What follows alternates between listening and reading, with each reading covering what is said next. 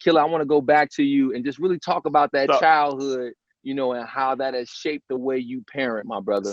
So listen, it was the whole shit was the typical crack era setup. My mother had me at 16, but on purpose. She wanted a child because her mother could only have her. So my family is from a huge family in Tuskegee, Alabama. The great-grandfather's father was used in the Tuskegee experiment. The family was awarded something. They sharecropped. They saved their ass off. They got a 33-acre farm. My grandmothers and sisters and brothers moved to Atlanta in the 50s. My mother had me in the 70s. Her and my father were never together. My father went on to go to the police academy and become a policeman younger in my life. My mother went on to start her own floral company and sell massive amounts of cocaine for over 10 years.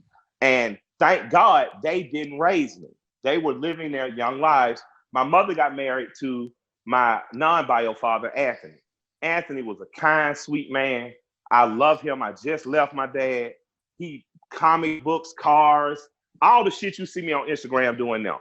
Like, it was in that environment. And with that said, he hauled liquor too. So the ATF came to my house when I was in the 3rd grade and got 100 gallons of moonshine. So I had this life with my parents that was strange. My dad was very regulated. You know, his father died when he was 10. So he had to be a father to his sisters and brothers. So my dad still to this day is still very structured. You know, he's like, right now, how many rifles you have? How many pistols you have? How much ammunition do you have? Are you stocked for the winter? Like, he's very prepared because life was unbalanced for him. But the man who raised me was my grandfather. And I did a record called Willie Burke Sherwood on rap music 8 years ago. It was released. And my grandpa was a man who dropped out of school in the 3rd grade to raise his 2 little sisters with his mother. His father disappeared. And Tyrese, to the point that you had said, you know, how do you raise or become what you haven't seen? I think my grandfather kind of showed me. Everything that he lacked as a child, he gave to us.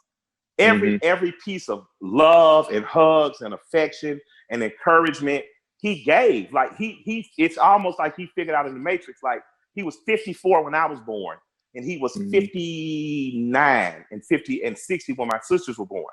But he promised us 2 things. My grandfather told us, you know, his only job was to make sure we grew up to be independent people. I tell people all the time, I'm the failure. I'm the college dropout. One of my sisters went to trade school, graduated. He's worked in her trade over 20 years. My other sister scholarship in the Dillon and came out. And it's because we had a stable life.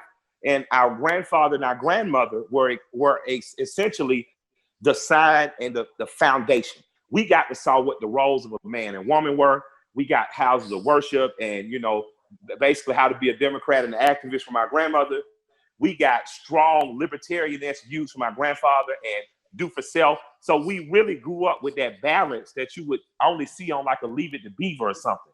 So thankfully, my grandparents raised me, so I experienced. But the bigger thing, because I didn't take my biological father's advice, who told me, son, don't have children out of wedlock. My grandmother preached that to me. I ended up having 4 children out of wedlock.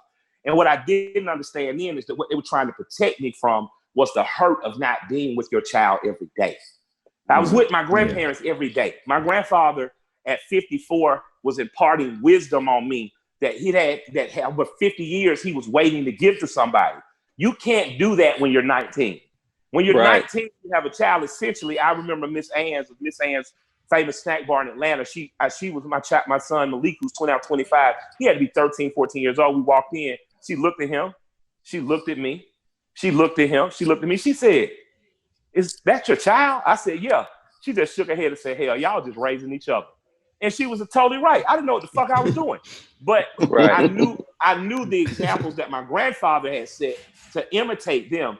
And then I learned to deal with my child's personality as he was and to cater to that. My child was into skateboarding. My child was into everything your typical 12-year-old white suburban kid would be into, except my child grew up in a South Side suburb in Atlanta where there wasn't skateboarding. There wasn't, access to the music and stuff he liked. So I got him a skateboard. I started taking him in the little 5 points. Then his sister came after him, and Anaya was a totally different person. It was like God gave me as a girl. And that's when I realized God was an asshole, because both of my girls acted exactly like me. They fought in school, they talked shit back, and I'm just like, what the fuck? Like, God is really an asshole. And and my boys are quiet and introverted and temperamented, well temperamented. So what I've learned is that, you know, if I could have control of public schools, I would immediately put in sex education for boys starting as young as 5th grade. And I would teach them that bodies are valuable and not to be given away to anyone. I teach them the dangers of having children too early because you lose control over. So a lot of our dads, this is the part we don't hear either. And I'm gonna digress. Right. A lot of our dads couldn't be dads because they had a mama like mine. And I love my mama, but she was too talkative and mean-spirited sometimes. She talked back too much. She didn't accept the structure my dad wanted to offer because she was free. And I get it. But had they been married, they would have had to compromise, but they weren't married. So the state was on her side. She could do anything she wanted to. But thankfully, my grandparents took us and said, you go be free and you go be free and y'all figure out being adults. So what I ended up with was this big tapestry as a family where my grandfather was the head patriarch, my grandfather was the matriarch, and my parents acted as auxiliary parents who reinforced the structure that we were getting. Now, even with my children who are out of wedlock, I went to my youngest daughter's house today. I sat and greeted with her stepfather. I went to both my father's houses. And when you come over our house for holidays, everybody is at our house. So it's over 50, 60, 100 people sometimes in our house because my determination is to make sure that all of my family is together, even if we're not blood related. If we're raising this child together, you my brother husband. I don't care what you think about it, brother. It's me and your job. Man, it's me and your job. I'm taking that term, brother husband. It's me like Percy. Percy will tell you, Percy my nigga. Yeah, we raising Michael together. Percy, we're going to talk. I got your number. I'm calling you. What's up, my man P? Is she in basketball practice this week? What drills do she need to do when she come to my house? And I think that's the best way, given the condition that Black people are in. That's the best way for us to understand that we are a hodgepodge. We're a big bowl of soup. But we are literally all in this together. I digress, but that's the way I was raised, and that's the way I try to raise my kids. No, I want to add to what Killer Mike just said by saying, you know, and again, we're not bashing our moms, even though this is Father's Day. The craziest thing, again, for me, was between my mom being an alcoholic for 27 years and kind of inviting all of these dysfunctional men, mental, emotional, psychological, and physical abuse. In my mind, as I call myself kind of getting on the dating scene and trying to figure out who and what I'm attracted to, I had this thing in my head that if you're not willing to fight, argue, get physical, and be dysfunctional and be toxic, then you must not love me. Right. Because that's the example. Wow. It was full display. And, you know, we often talk about kids and the schools that they go to. For me, the kids tend to be in the schools more often than they're at home. So it's the consistency. You know, we often speak about venom, right? But in my house, the interpretation of venom in my house was even when I leave the house, you've already poisoned me with the way you think. You've already poisoned me with your approach to what love is. I can have the sweetest, nicest, most sophisticated, classy, articulate, educated woman that could be my quote unquote wife right in front of me. And for whatever reason, she didn't have the vibrations of my mama. So I canceled her out. At a certain point, I had to get to a place where I had to say, I remember I was in therapy. I've been in therapy like 15 years. Oh. And I was in therapy, and my therapist said to me, you know, Tyrese, you're a dysfunctional person. And so you go to a room and there's 750 people in the room. Your dysfunctional energy is going to point out and gravitate towards the most dysfunctional person in the room. It's a vibration that you're used to. Now, everybody going to be sweet and charming when you first meet them. But then you give it a couple months into the relationship and it's super cracking at all times. And so, you know, thank God for my ex, who was very sweet, soft-spoken, educated, you know, had this, she was completely in tune with her femininity, meaning like, you know, I don't have to, you know, women these days become more alpha because they feel like they have to be more alpha to survive in a quote unquote man's world. So, you know, you ain't finna talk to me that way. You ain't finna treat me that way. So they get aggressive and more aggressive.